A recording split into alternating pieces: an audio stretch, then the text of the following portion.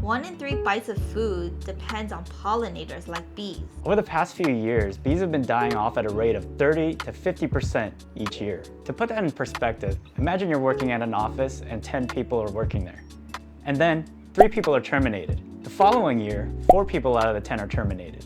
Now a 10-person workload is dependent on the remaining people there. Bees are important. You may ask, why? For one, cost of food will increase more than it already has. Since we're living in a world where the worst case scenario keeps on happening, you can imagine that grocery stores would only have half the amount of produce that it would have now without the help of bees. If you're like us, you don't want anything to affect your stomach or your wallet, if you can help it. We decided to take action, and what we decided to do was to learn more about bees and how to help them survive. So what we did is we took a trip over to San Diego to Girl Next Door Honey to do a hive tour. We decided to join Hillary Kearney at Girl Next Door Honey. She has beehive tours and also beekeeping classes.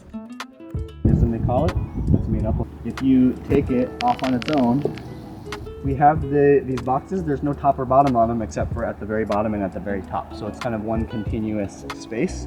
But you'll see they build this themselves. We don't put any foundation. Some people will put plastic or wax under that they build on top of.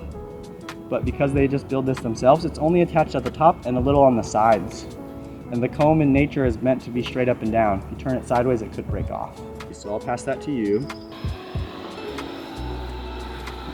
The drones are the male bees. They're a really small percentage of the hive.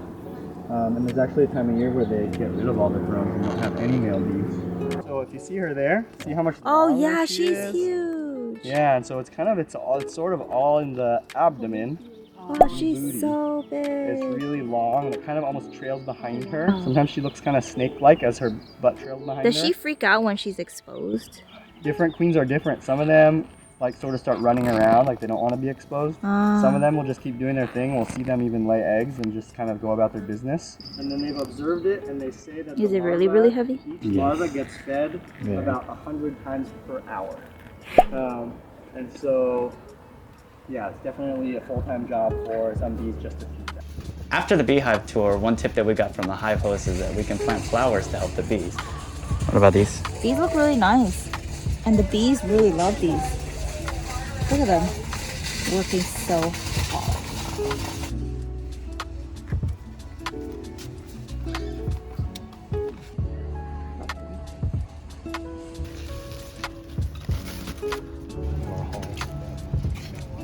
Flower haul.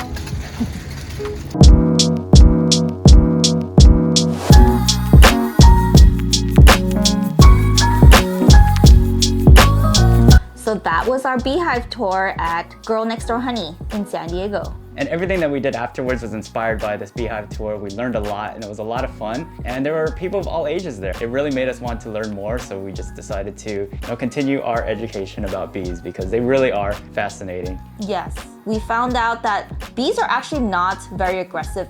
They only want to do one thing, protect their hive. So if you don't agitate them, they won't come at you.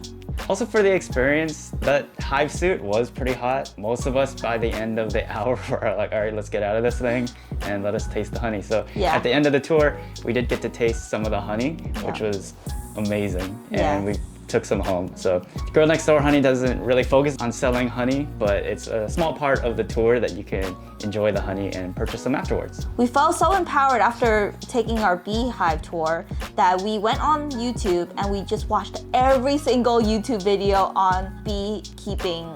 It was mind-blowing. Probably the best piece of advice that we wanted to impart to you guys from our hive host was that one actionable thing that you can do is to plant flowers in your garden.